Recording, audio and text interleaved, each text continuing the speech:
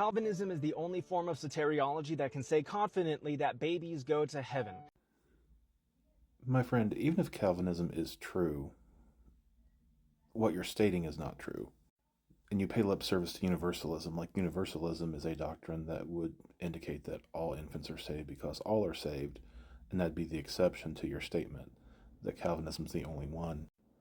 But not all Calvinists agree that all infants are elect. And you're not really presenting the Arminian or the Molinist view in a way that's really fair to those views. You're just contrasting those views with Calvinism.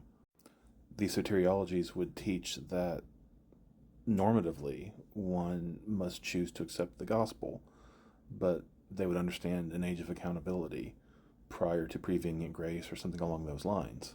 One could even reject the idea of total depravity or original sin and not fall into the Pelagian or semi-Pelagian camp as far as working for salvation, but as far as denying the idea that children are born guilty of sin.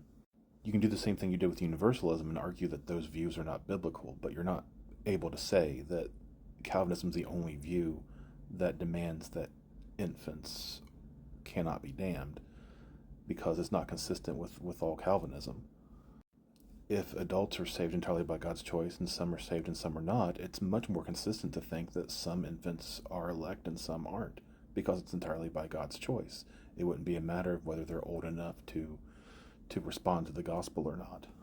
The idea that all infants are saved is just a blessed inconsistency with the framework of your Calvinist theology.